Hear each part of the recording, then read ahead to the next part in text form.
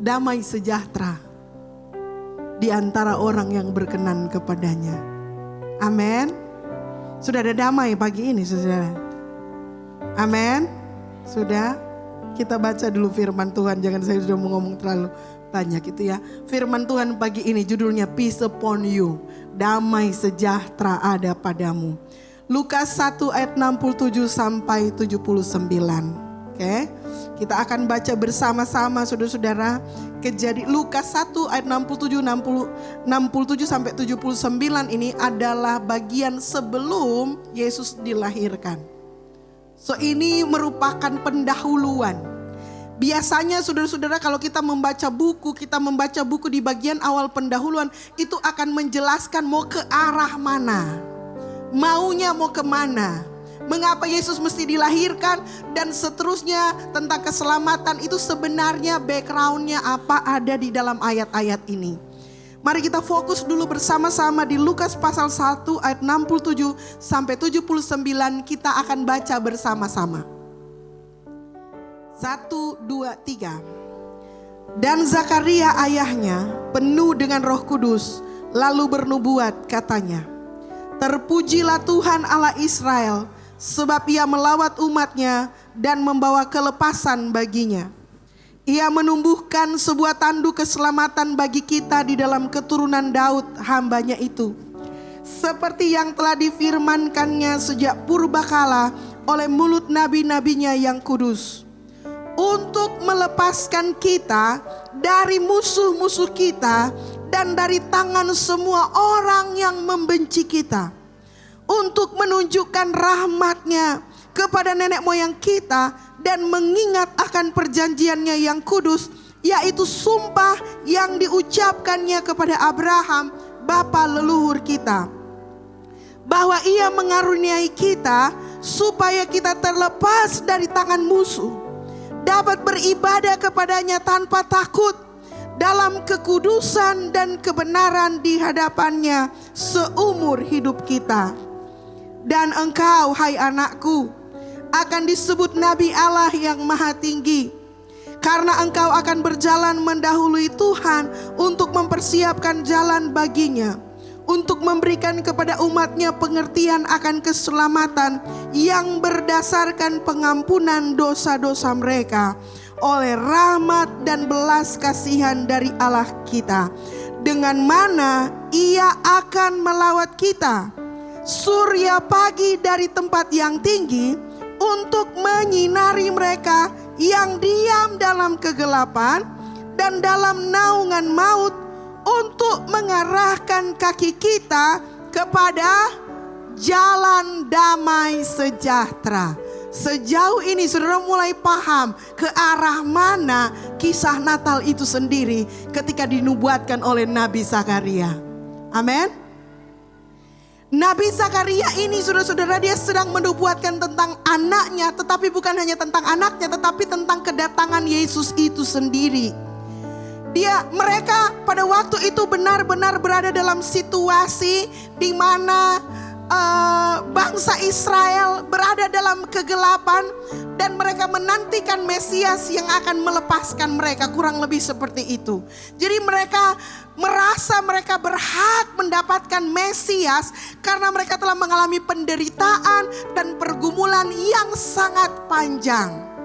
Dan itu disampaikan oleh Nabi Zakaria gitu ya, atau Zakaria, Imam Zakaria disampaikan di situ dengan sangat jelas tentang penderitaan atau stres atau tekanan yang inginnya mereka adalah ketika Mesias itu datang, mereka dilepaskan. Mirip dengan situasi kita. Saya mau tanya hari ini, ada di antara kita yang sedang stres? Ya, nyana jawab. Gini. Jelaskan tingkat stres saudara. 10 paling stres, 1 paling enggak stres. Menurut saudara punya tingkat stres berapa? 8? Mana tuh saudara? Bilang 8. Anak next gen bilang stres 8, saudara-saudara. Pak Gonggom dia belum tahu bagaimana membayar listrik tiap bulan, pergumulannya dia punya stres 8.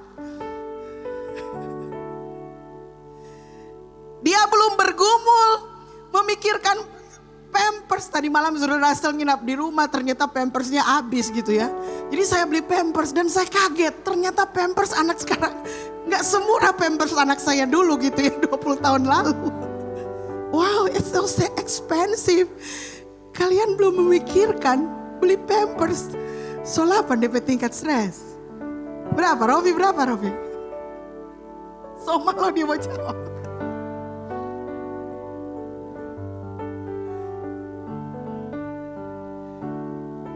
Mungkin ada yang 3, ada yang 2. Hari Natal. Hari Natal ditanya tingkat stres. Dilema baca jawab. Good. So, maksud saya kenapa kita mesti mengukur stres kita gitu ya. Karena memang orang Israel pada waktu Zakaria datang ini tingkat stresnya itu sudah kalau paling tinggi 10 orang so 15. Sudah sangat stres gitu ya. Sudah merasa benar-benar dark banget hidupnya. Udah gelap banget. Dia benar-benar mengharapkan Mesias itu akan datang seperti nubuat-nubuat. Nah karena ini Natal saudara-saudara. Karena saya tertarik dengan saudara punya tertawa. Seperti bilang dilema kok ini mau jawab Kak. Sekarang gini, supaya fair. Stres tingkat 1, 2, 3, 4, 5. Sekarang semua pejamkan mata dan pikirkan. Apa yang membuat kamu, satu hal yang membuat kamu paling stres sepanjang tahun 2024. Karena semua tinggal 1 minggu, oke? Sekarang ini di rumah Tuhan, saudara-saudara, ikut aja, nurut saja sama saya karena saya sedang mengarahkan saudara kepada hal yang penting. So, mari let's be honest di hari Natal, jangan bato hari Natal ya, gitu ya. Jadi saudara nggak usah ngomong sama orang lain, tapi saudara define, saudara-saudara temukan, saudara cari tahu gitu ya. Dalam tahun 2024, apa yang membuat saya paling stres atau sumber penyebab stresnya saya tuh apa? Sudah? Pikir gitu ya. Cari yang utama. So bingung soalnya, aduh banyak rupanya. Cari satu aja, yang utama, yang terbesar. Kau usah bilang kan, saya bilang nanti ketahuan gitu.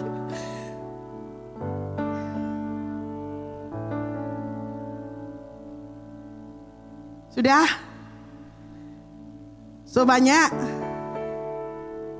Gini, tanpa bermaksud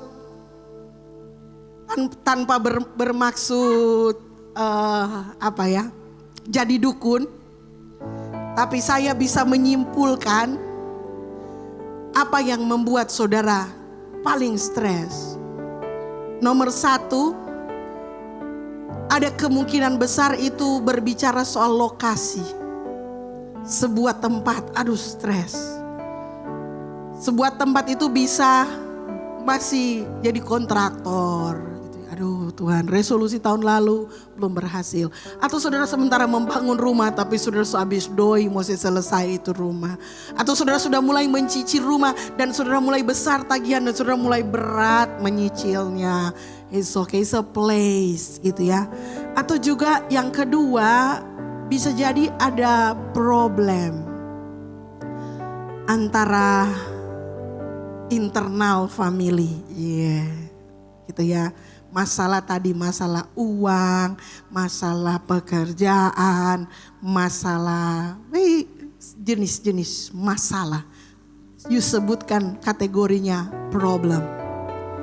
Yang satu lagi saudara-saudara itu people. Apa yang membuat Ngana paling stres tahun lalu? Ada no pastor. Paitua. Maitua. Tapi anak. Tapi mertua, tapi anak mantu. Iya kan? Ada nggak yang menyebabkan stres saudara adalah orang? Ada? Saya berdoa sih semoga muka saya nggak muncul waktu tadi saudara bilang apa penyebab stres saudara, lalu muncul muka saya di situ. Oh Tuhan, saya sudah berdoa dari rumah. Tuhan, kalau saya tanyakan pertanyaan ini ke jemaat, tolong hilangkan muka saya dari karena memang bergereja pun sometimes bikin stres. Harus jujur orang akui, betul nggak? Sudah lagi kumpul-kumpul, tiba-tiba pastor pengumuman, orang mau misi, aduh nggak dikasih berdosa, dikasih ini uang tabungan. So it's sometimes bikin stres. Kita punya kegiatan yang lain, tiba-tiba ada bersuara, torang nggak punya pelayan, boleh nggak ngana gantikan seseorang. Sometimes itu juga bikin stres. Dan kemudian kita mulai merasa, aduh udah merasa jadi cadangan sekali kita ini. Nanti kalau orang butuh baru kemudian. Dan itu menimbulkan banyak pikiran. Intinya ada banyak hal yang menyebabkan kita stres. Kita mesti, saudara-saudara, kita mesti mengidentifikasi apa yang membuat kita stres supaya kita bisa mengerti sebenarnya apa sih maunya Tuhan gitu ya. Tapi gini, dari semua penyebab stres itu kita semua, saya rasa kita semua setuju bahwa stres itu adalah kehilangan damai sejahtera. Betul? Ketika saya bilang stres itu adalah tempat di mana saudara benar-benar merasa bahwa di situ nggak ada damai sejahtera. Ya kan? Halo? Apa sih yang kita maksud stres? Problem, people, place, pace, jalan mungkin yang kita salah ambil. Kita menyesali, tadi malam ada malam refleksi. Kita menyesali beberapa keputusan yang kita ambil. Dan akibatnya kita harus menanggung resiko atau menanggung konsekuensi hari ini. Yes, kita menyesali semuanya itu. Kita salah ambil langkah. Yes, itu juga bisa menyebabkan stres.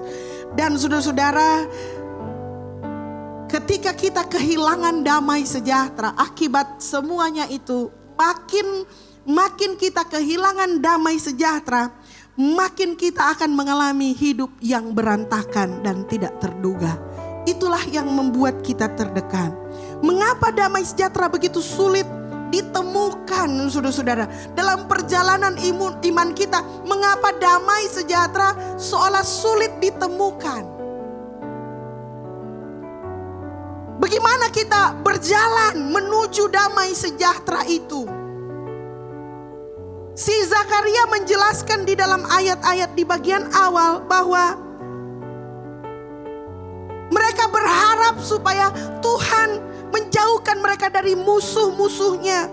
Supaya Tuhan menunjukkan rahmat-Nya sama seperti kepada nenek moyang untuk memberikan mereka damai sejahtera. Mereka sudah gak tahan ada di dalam situasi yang menekan, situasi dalam kegelapan. Sama seperti kita. Dan mereka sedang menanti-nantikan jalan keluar yang akan membawa damai sejahtera itu datang kepada mereka. Kita akan telusuri hari ini, saudara-saudara, sebuah kebenaran yang tersembunyi di balik kisah Natal, bahwa sesungguhnya jalan menuju damai sejahtera itu bukan soal keadaan yang sempurna. Bagi orang Israel punya pemahaman gitu ya, torang akan hilang stres kalau torang pe keadaan semuanya sempurna. Finance baik-baik saja, rumah tangga mesra, itu torang berarti itu baik-baik saja. Itu artinya damai sejahtera. Tapi hari ini saya ingin kita punya pikiran yang lain. Karena sebenarnya sesungguhnya damai sejahtera itu gak ada hubungan dengan segala sesuatu sempurna dan kenyamanan dan semua yang kita nikmati dan kemudian kita bilang, oh itulah kehidupan yang penuh dengan damai sejahtera. No. Kita perlu mendefinisikan ulang damai sejahtera itu sendiri bagi kita seperti apa. Kalau saudara mendefinisikan damai sejahtera itu sebagai rasa nyaman, maka saudara pasti akan sulit menemukan damai sejahtera. Karena sepanjang hidup kita di dunia ini kita harus melampaui batas-batas kenyamanan kita. Baru kita bisa menemukan mungkin apa yang kita cari.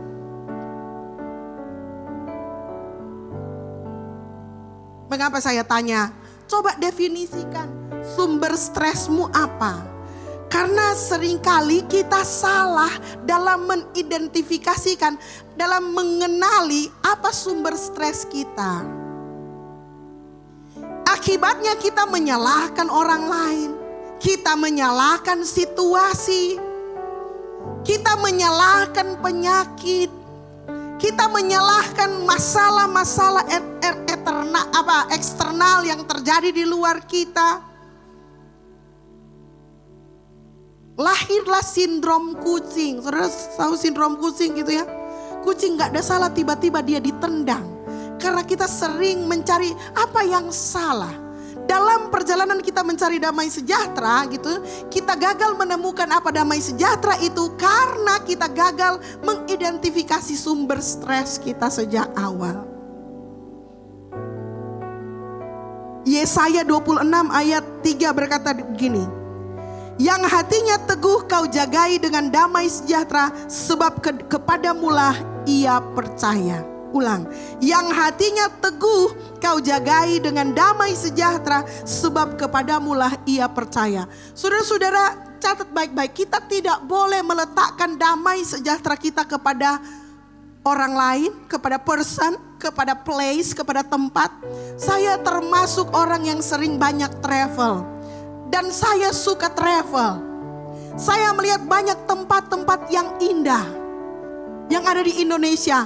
Tetapi saudara-saudara, saya juga bisa merasakan bahwa tidak semua tempat indah itu seperti di Instagram membawa damai sejahtera ke orang. Orang bisa ada di sebuah tempat gitu ya, yang seperti surga bagi orang lain, dan sambil kita merasa kita tinggal di neraka. Betul atau betul?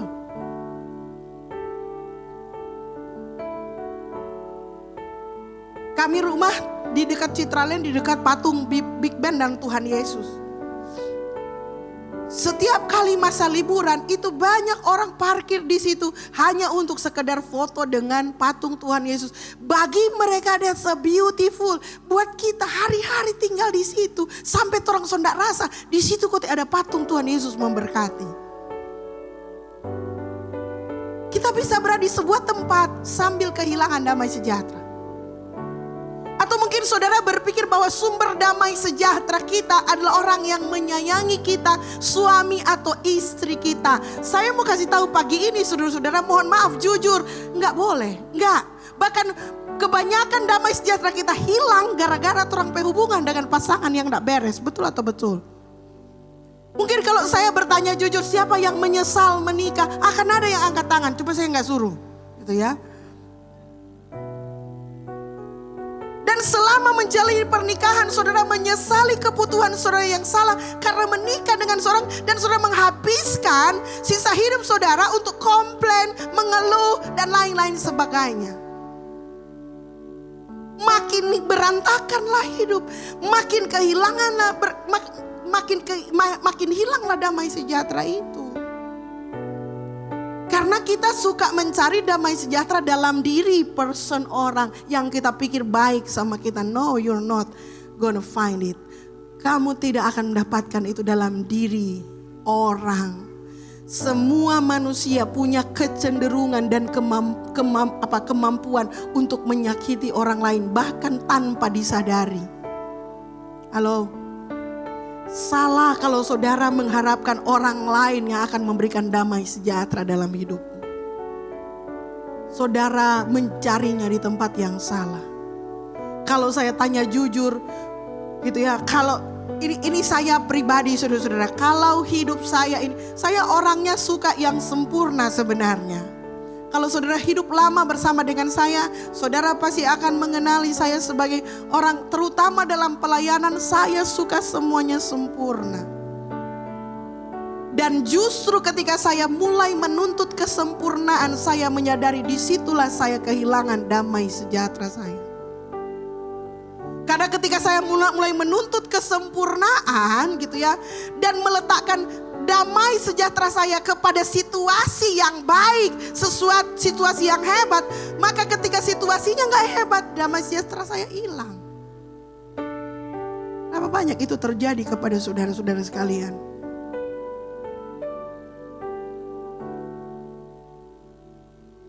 Jadi jangan mencari damai sejahtera itu jauh di luar sana.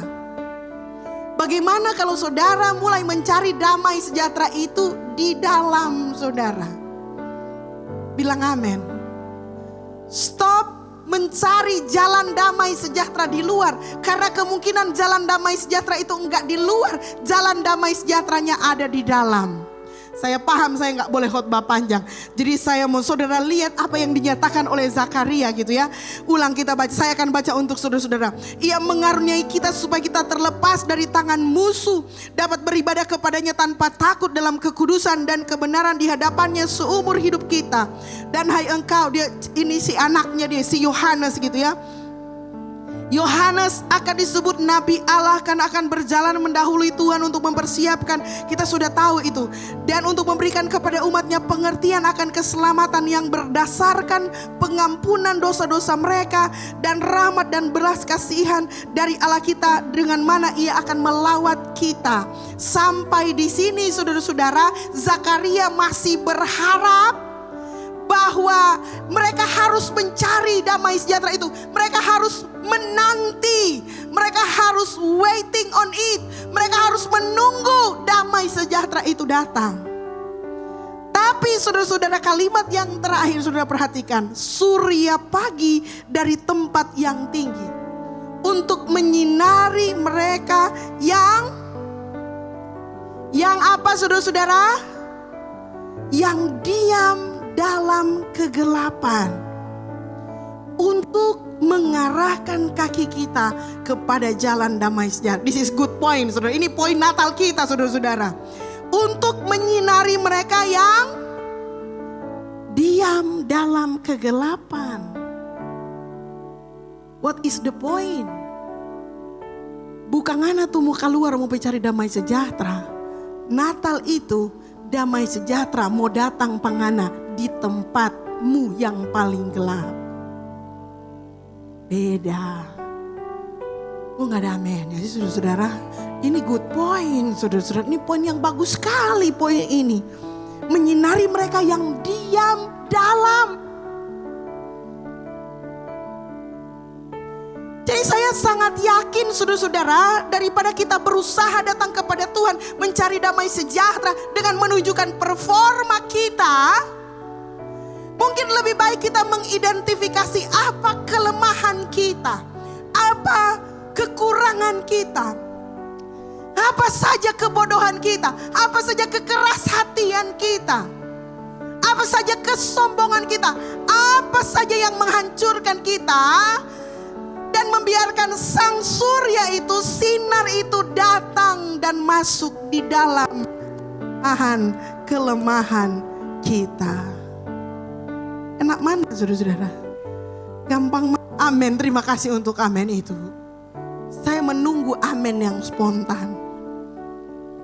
Karena terlalu lama orang berada seperti bangsa Israel berjalan menuju jalan damai sejahtera itu dengan cara berpikir masing-masing. Tapi kebenarannya dalam kegelapan, dalam kelemahanmu, dalam kesakitanmu, justru sinar itu datang. Dan ketika sinar itu datang, baru kita bisa mengarahkan kaki kita kepada jalan damai sejahtera. Amin. So Natal is not about sempurna. Natal adalah bagaimana kita mengizinkan sinar terang Tuhan itu menyinari kelemahan-kelemahan manusiawi kita. Sebabnya saya tanya tadi, apa yang menyebabkan kamu stres, hilang damai sejahtera? Karena kemungkinan besar disitulah kelemahan. Disitulah kegelapan hidupmu bermula.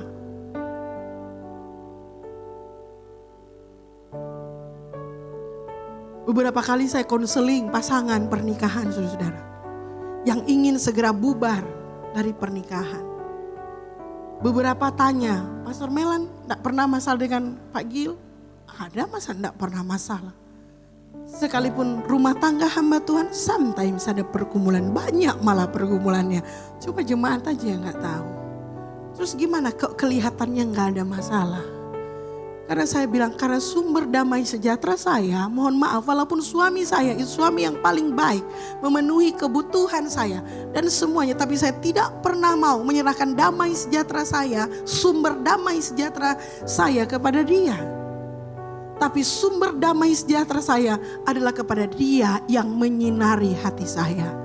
Sehingga ketika dia melakukan sesuatu misalnya yang menyakiti hati saya, yang mengecewakan saya tidak akan terlalu dalam. Karena saya tahu Tuhan akan menyinari hati saya dan memberikan saya damai sejahtera supaya saya bisa keluar dari situasi yang negatif itu. Saudara mau coba? Amin. Ayo lakukan saudara-saudara. Daripada saudara bete, saudara marah, saudara sampai mau posting juga, itu gak akan mengubah isi hatimu. Yang bisa mengubah isi hatimu hanyalah surya pagi dari tempat yang tinggi, yang akan menyinari kita yang masih diam dalam kegelapan. Jangan berusaha keluar dari kegelapan itu saudara-saudara dengan kekuatan sendiri. Artinya Zakaria menyadari bahwa ini bukan soal kita mau keluar dari situasi yang gelap.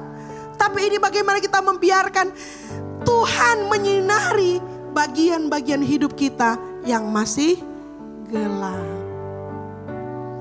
Keren ya pesan Natal hari ini ya. Stop mencari jalan damai sejahtera. Lupakan tempat-tempat yang menyebabkan stres. Lupakan orang-orang yang menyebabkan stres. Justru serahkan kelemahan-kelemahan dalam kegelapan. Serahkan, nanti surya dari tempat maha tinggi, ini Natal nih, akan datang dan menyinari kamu di dalam gelap itu. Kalau dia sudah datang menyinari, Alkitab bilang gini, kaki kita akan bisa mengarahkan kepada jalan damai sejahtera. Baru bisa dapat itu damai sejahtera, tapi harus minta hati dan pikiran kita disinari dulu sama Tuhan. Siapa yang punya kelemahan di sini, saudara? We all have a weakness. Dan kita semua rentan sebenarnya dengan situasi-situasi kehidupan kita. Dan kita memang berjalan di dalamnya. Saya tahu kita struggle dengan kelemahan kita setiap hari. Ada upaya untuk memperbaikinya. Tapi upaya itu biasanya dimotivasi karena ingin menyenangkan orang lain. Karena ingin situasinya jadi sempurna dan lain-lain sebagainya. Satu pelajaran yang menarik saudara-saudara, pada waktu kami satu keluarga berlibur kemarin di bulan Agustus itu.